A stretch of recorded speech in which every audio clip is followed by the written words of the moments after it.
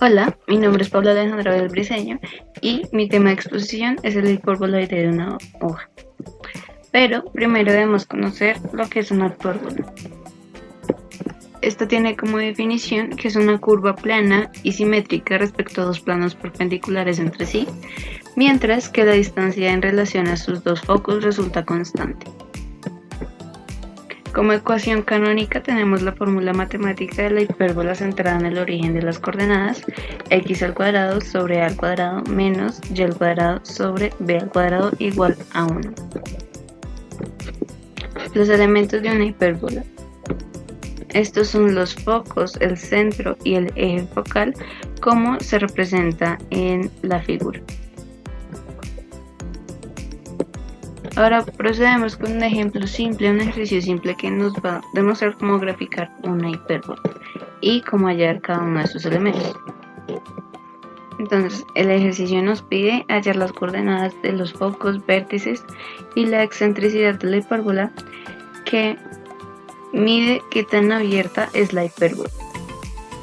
Siempre será mayor o igual a 1, es decir, entre más próxima esté a 1, la hipérbola tiende a ser más a parecerse a dos rectas paralelas al eje no transversal, mientras que entre mayor sea la excentricidad, la hipérbola tendrá mayor curvatura.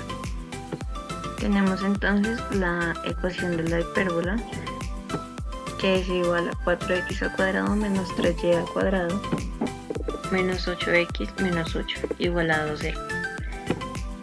El 0 va a ser el valor de y en el centro, y al transformar la ecuación para encontrar la ecuación ordinaria de la hipérbola, tenemos x menos 1 al cuadrado sobre 3 menos y al cuadrado sobre 4 igual a 1, que el 1 va a ser el valor de x en el centro.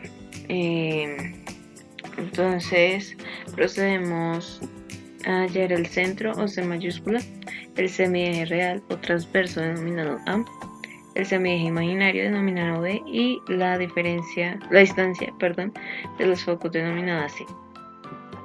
Entonces, ya teniendo definido el centro como 1, 0, A como raíz de 3, a B como 2 y a C como raíz de 7, ya con esos datos, también podemos hallar los vértices denominados A1 y A2, los focos F1 y F2 y la excentricidad denominada E. Entonces ya completamos la cantidad de elementos de una hipérbola. Ya procedemos a graficarla en GeoGebra y nos quedaría de esta manera. Ahora que ya tenemos definido que es una hipérbola, podemos hablar del hiperboloide de una sola hoja, que es el resultado de la rotación de una hipérbola alrededor de uno de sus ejes de simetría, es decir, alrededor del eje X, Y o Z. Algunas de sus propiedades son que los hiperboloides son superficies mínimas, es decir, que ocupan el mayor espacio con la menor superficie posible, siendo sumamente práctico a la hora de construir torres o edificios, ya que se ahorra mucho material. Por ejemplo, las torres de refrigeración de las plantas nucleares.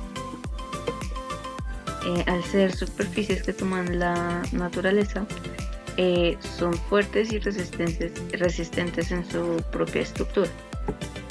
Los hiperboloides de una sola hoja son figuras totalmente curvas, ya que no poseen ningún tipo de pico que alteren su figura.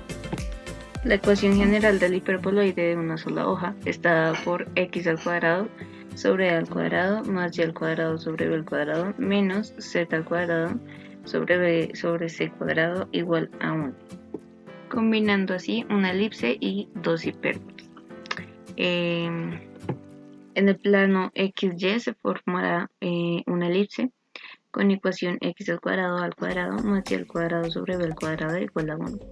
En el plano XZ se formará la primera hipérbola con ecuación x al cuadrado menos z al cuadrado sobre c al cuadrado igual a 1, y en el plano YZ se formará la segunda hipérbola con ecuación y al cuadrado sobre b al cuadrado menos z al cuadrado sobre c cuadrado igual a 1. El hiperboloide según su eje. En la ecuación general, la variable cuyo coeficiente sea negativo es quien determinará el eje del hiperboloide, como se observa en la imagen. Aquí tenemos el ejemplo de un hiperboloide cuya ecuación está dada por x menos 3 al cuadrado, sobre 9 más y menos 4 al cuadrado sobre 16 menos z menos 6 al cuadrado sobre 4 igual a 1. De aquí podemos obtener el punto céntrico, que son las constantes que están acompañando a las variables.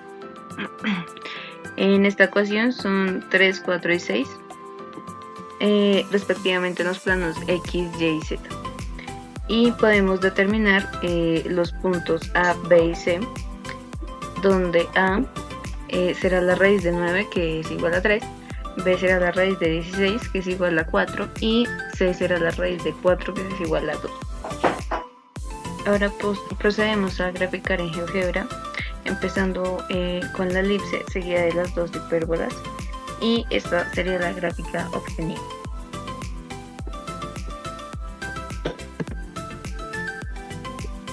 Doy por terminada la exposición. Gracias por su atención.